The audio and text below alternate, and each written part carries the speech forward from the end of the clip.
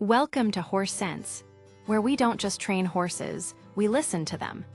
Here, we decode their quiet signals, their hidden emotions, and their ancient wisdom. Because horses don't speak in words, they speak in whispers, in body, in breath. Every episode, we go beneath the behavior, to the heart, to the herd, and to the bond you were always meant to have. So take a breath, slow down, and let's see the world through your horse's eyes. When you walk into the paddock, something quiet happens before the lead rope ever clicks. Your horse has already read you. The tilt of your shoulders, the rhythm of your breath, the way you looked or didn't. Because to a horse, leadership isn't claimed through commands. It's broadcast through being. You don't become the leader when you pick up the reins. You're the herd the moment they see you. And they're asking, are you clear? This isn't about dominance. It's about energy, timing, and trust. In this episode, we explore what it truly means to lead a horse, according to the horse. In the wild, horses don't follow the biggest or loudest.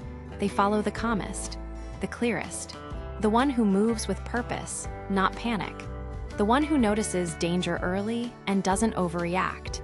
In your barn, that's still true. You can raise your voice and still lose respect. You can stay silent and still command it. Clarity is the cornerstone. Without it, you're a question mark. And horses don't follow question marks, they step away from them. Pressure and release is the horse's native language, not punishment, just communication. You apply pressure to ask, you release to reward. That's how they understand. But the moment your pressure is inconsistent, too much, too little, too late, they don't see leadership. They see uncertainty. Leadership means knowing when to ask, when to wait, and when to walk away. It means being fair with your timing and honest with your emotions. Your horse knows when you're pretending to be calm. They can smell the adrenaline, feel the hesitation, sense the mask. And horses, they listen to the body, not the voice. Leadership begins with emotional congruence, when what you feel matches what you show. If you're anxious, own it, breathe through it. Don't fake stillness, create it. They don't need perfection, they need authenticity. In the horse world, the difference between a cue and a confusion is often just 1 second. Correct timing builds confidence. Bad timing builds resistance. You ask, they try, you release. That release must land right when the try happens, not 5 seconds later. Leadership means you're paying close attention, that your timing sharpens with your awareness, that you reward softness, not just obedience. A leader celebrates the try, not just the result. To a horse, chaos is terrifying. When they don't know what's allowed and what's not, they feel vulnerable. Leadership isn't about control, it's about consistency. You walk first. You hold space. You correct with kindness. Your job, show them where the edges are with clarity, not criticism. Because boundaries to a horse are the blueprint for safety. Before your hand moves, your breath does. Before you shift in the saddle, your intention already did. Horses feel it all. We'll explore how minor shifts, weight, tension, even where your eyes land, create ripple effects. The best leaders in the horse world move less, not more.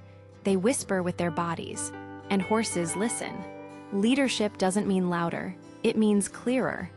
Uncertainty has a scent, a posture, a vibe. Ever noticed your horse stop just as you're second-guessing your ask? They didn't read your thoughts, they felt your doubt. We'll walk through moments when riders hesitate, and how horses respond with pauses, resistance, or redirection. Not to be stubborn, but because they need certainty to feel safe. Every clear intention is a gift of security. Every waver invites confusion. Your horse spooks. You tense. They spook harder. It's a feedback loop, nervous system to nervous system. But it works the other way too. You breathe deeply. You soften your jaw, they settle. We'll explore how co-regulation works. Because every time you ground yourself, you offer them something rare in a predator-filled world: peace. And peace builds trust. Forget dominance. Real herd leaders don't dominate. They guide. They hold space. They move with intention. We'll bust the myth of the alpha horse and why dominance-based training breaks more than it builds. Your horse doesn't need to fear you. They need to trust you. And that only happens through emotional clarity and fair consistency. You can't fake presence. Scrolling your phone while grooming, they know. Half thinking about bills in the saddle, they feel it. We'll end this chapter with grounding rituals. Breathing before haltering. Body scans before rides. Setting intention before cues. Because the more present you are, the more trustworthy you become, not just to your horse, but to yourself. To a horse, the world is safer when it's clear. Not controlling, not rigid, just clear. Clarity is kindness. Ambiguity is a danger. That's why a half-hearted ask, a delayed release, or a muddled cue doesn't feel like freedom, it feels like confusion. And confusion in the prey animal brain equals vulnerability. The more precise you are in energy, body, timing, the more your horse trusts. They're not obeying, they're understanding. But in true herds, the lead horse isn't the loudest. They're not aggressive, they're the clearest, the most reliable. Leadership is earned, not enforced. You don't need to dominate your horse, you need to make sense to them. Horses follow those who move with grounded intention. It's not a war. It's a rhythm. You can't lie to a horse. They won't call you out. But they'll feel the mismatch, your tight jaw behind a smile, your rushed energy inside a calm voice. Emotional congruence means aligning your inner state with your outer signals. If you're anxious, own it. If you're confident, embody it. They need authenticity. You think it starts with a cue, but it begins with energy. Before you shift your weight, lift a rein, or speak, your horse already knows. They've felt the micro changes. That's why the most powerful communication is silent. Take one breath before every ask. Let your body lead. Let your presence say more than your hands. Energy is not mystical. It's biological awareness. Your horse needs boundaries, not punishment. It's a signal of leadership, not domination. You can set boundaries with softness. You can say no without force. And you can say yes with intention. Because love without boundaries becomes chaos. And boundaries without love become fear. In true leadership, they walk side by side. Leadership isn't about movement. Sometimes it's about stillness. Horses often freeze when assessing situations, not because they're afraid, but because they're calculating. When you pause with them instead of rushing forward, you signal something powerful. I'm aware. I see it too. We'll explore how to recognize those moments and honor them, because real leadership listens before it leads. Setting boundaries doesn't require a whip or shout. Horses communicate boundaries through ears, eyes, and space. You can too. This chapter teaches you to use posture, timing, and intention to calmly but firmly guide behavior, without drama, without fear. A good leader says no kindly. Your horse shouldn't carry your unresolved feelings. They already carry your weight. When you show up angry, frantic, or distracted, they feel it, and they mirror it. You don't need to be perfect, but you need to be accountable. We'll teach you rituals to clear your energy before contact and how to share emotions without overwhelming your horse. We all mess up. We lose patience. We confuse them. We ask too hard or too fast. What matters is what you do next. Repair is leadership.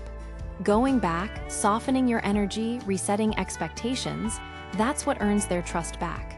This chapter gives you practical ways to reconnect after mistakes. It's not too late. You're still the herd. True leadership in a herd isn't domination. It's cooperation, guidance, safety. Your horse doesn't want a boss. They want a trustworthy partner. Be the one who sees first, steps up gently, waits when needed, and moves with intention. Because to your horse, you are not the trainer, not the title, not the plan. You are the herd. And now it's time to act like it. So now you know. To your horse, leadership isn't a title. It's a feeling, a presence, a rhythm, a tone. They don't follow words, they follow energy, clarity, calm, consistency. You don't need to dominate them. You don't need to overpower them. You just need to mean it. because they're not testing you. And the answer isn't in the reins, it's in the quiet moments. The breath you take before the cue, the silence you hold instead of shouting, the stillness that tells them, I'm here, I'm grounded. You're not just a rider, not just a trainer, not just a handler. You are the herd now, so act like it. If this moved you, share it with someone who speaks horse at heart. And if you're still learning their language, stay. You're in the right herd. Here on Horse Sense, we don't chase perfection. We build a connection. One step, one breath, one ride at a time. Until next time, lead with softness. Listen with your whole body. And remember, your horse is always telling you something. Are you listening?